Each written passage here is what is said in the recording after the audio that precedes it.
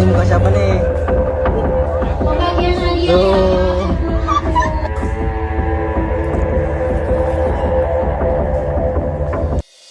Assalamualaikum warahmatullahi wabarakatuh. Apa kabar teman-teman semuanya? Semoga kita selalu dalam lindungan Allah Subhanahu wa taala.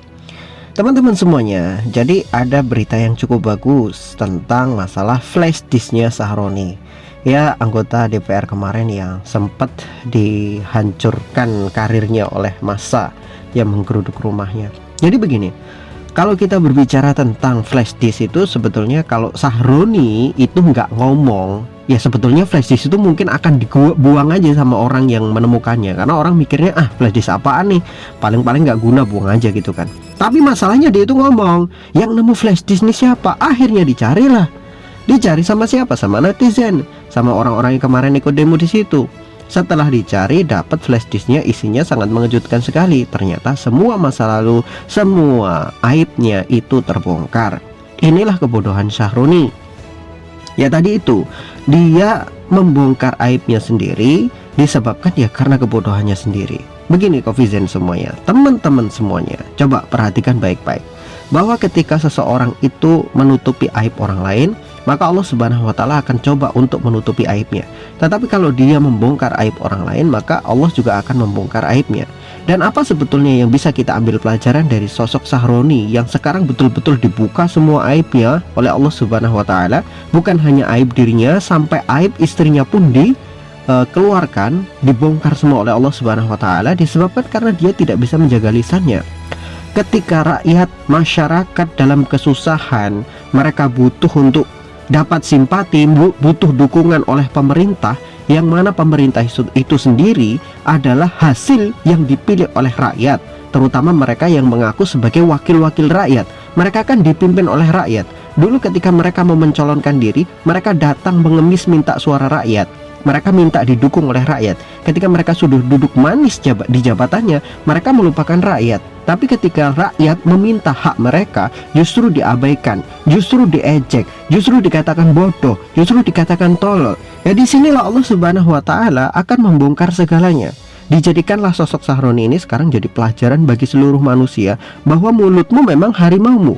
Salamatul insan fi hifdzil lisan, jelaskan di dalam berbagai macam perkataan ulama terdahulu, keselamatan manusia itu terletak bagaimana dia menjaga mulutnya. Kalau dia pintar jaga mulutnya, dia selamat. Makanya Rasulullah Shallallahu Alaihi Wasallam juga menyebutkan di dalam hadis, al muslimu man salimal muslim min lisanihi wa yadaihi. Jadi seorang muslim itu dikatakan muslim kalau muslim yang lain itu selamat dari lisannya, dari keburukan lisannya dan kedua tangannya. Itu loh. Jadi kalau lisannya tidak bisa menjaga, lisannya tidak bisa membuat orang lain merasa nyaman, orang lain merasa aman, maka dia tidak bisa dikatakan sebagai muslim. Apalagi dia menggunakan mulutnya untuk menyakiti jutaan rakyat Indonesia, masyarakat itu membayar pajak, dan pajak itu nanti untuk menggaji mereka. Kok masyarakat yang menggaji mereka, bos mereka, justru dikatakan tolol, justru dikatakan bodoh? Kan aneh. Sedangkan mereka hidup, mereka bermewah-mewahan, mereka bermegah-megahan. Dari mana? Dari pajak rakyat, dari duit rakyat yang setiap hari peras keringat. Yang peras keringat itu sebagian untuk dimakan diri mereka sendiri dan keluarganya, dan sebagian dibayarkan untuk pajak, yang pada akhirnya justru malah pajak itu digunakan untuk kemewahan dan bersenang-senang para pejabat itu. Tapi bukannya mereka ini sadar, bukannya mereka minta maaf, justru malah semakin mentang-mentang, semakin mencaci maki rakyat, justru semakin kemelelet, bahasa kita gitu, semakin ngece. Ya sudah, maka tidak ada alasan lagi bagi kita kemudian tidak menjadikan ini sebagai pelajaran. Betul-betul jadikan pelajaran bahwa mulutmu memang harimaumu. Kamu bisa selamat atau tidak hanya dari sepetik perkataan. Perkataan bisa menyelamatkanmu, perkataan bisa meninggikan derajatmu, juga satu perkataan bisa menghancurkan seluruh hidupmu, karirmu, jabatanmu, dan lain sebagainya. Ini adalah satu pelajaran. Ketika Allah Subhanahu wa taala membongkar satu aib bagi seorang manusia, maka tentunya kesalahan yang sudah dia lakukan itu bukan main-main. Itu yang harus kita pahami. Wallahu a'lam bishawab. Semoga bermanfaat bagi kita bersama.